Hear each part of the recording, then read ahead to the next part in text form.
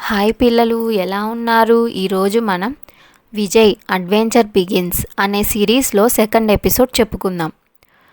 విజయ్ విజయ్ రే విజయ్ అన్న పిలుపుతో ఉలిక్కిపడి లేచాడు విజయ్. అమ్మా, ఏమిటి ఇంత గట్టిగా అరుస్తూ లేపుతావు? ఎందుకమ్మా, ఏమైంది? టైం ఎంతైంది? 6:30 కదా అంటూ చిరాకుగా బెడ్ మీద నుంచి లేస్తున్న విజయ్ని చూసి వాళ్ళ నాన్న, ఏంటిరా 6:30? ఇప్పుడు 8 అవుతుంది టైం. అసలే బోర్డ్ ఎగ్జామ్ ఈరోజు అంటూ విక్రమ్, చూడు కీర్తి, వీడికి భయం లేదు అసలు. రాత్రంతా చిన్నపిల్లోళ్ళ నాన్నని కథలు చెప్పమంటూ విసిగించడం, పొద్దున్నే లేవకుండా ఇలా మనం లేపితే కసురుకోవడం అలవాటైపోయింది. సరే సరే నాన్న, వస్తున్నా 10 minutes. సరే వెళ్ళురా, నాకు టైం అవుతుంది. పైగా క్లయింట్ మీటింగ్ ఉంది, రిపోర్ట్ సబ్మిట్ చేయాలి.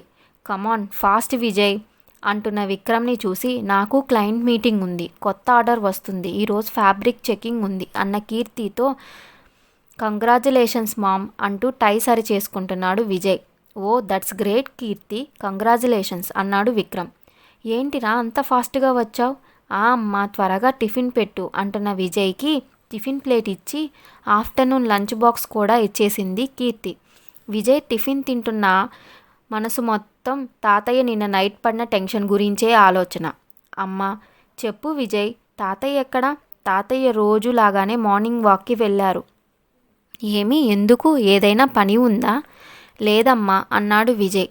టిఫిన్ తిన్న విజయ్, అమ్మా నేను వెళ్ళొస్తాను. సరే Vijay, all the best. Thank you అమ్మా అంటూ విజయ్ తన నాన్నతో ఎగ్జామ్ సెంటర్కి స్టార్ట్ అయ్యాడు.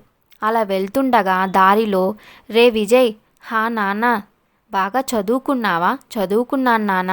హాల్ టికెట్ పెట్టుకున్నావా? పెట్టుకున్నాను నాన్న. ఎగ్జామ్ ఎలా అటెంప్ట్ చేయాలి అని చిన్న చిన్న టిప్స్ చెప్పారు నాన్న విజయ్కి. ఇంతలో విజయ్ వాళ్ళు ఎగ్జామ్ సెంటర్కి వచ్చేశారు. కార్ దిగి వెళ్తున్న విజయ్ను ఆపి విక్రమ్ ఇలా అడిగాడు. విజయ్, నిన్న రాత్రి తాతయ్య ఎందుకు అంత ఆందోళనగా ఉన్నారు? నీకేమైనా చెప్పారా?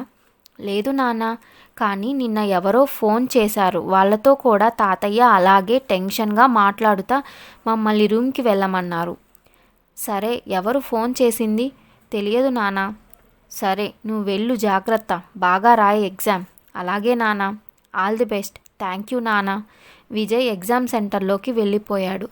కానీ విక్రమ్ మాత్రం ఇలా అనుకుంటున్నాడు, ఎన్నిసార్లు నాన్నకి చెప్పినా ఆ పని మాత్రం వదిలేయడం లేదు, దానివల్లే ఈ సమస్య అనుకుంటూ ఆఫీస్కి వెళ్ళిపోయాడు విక్రమ్.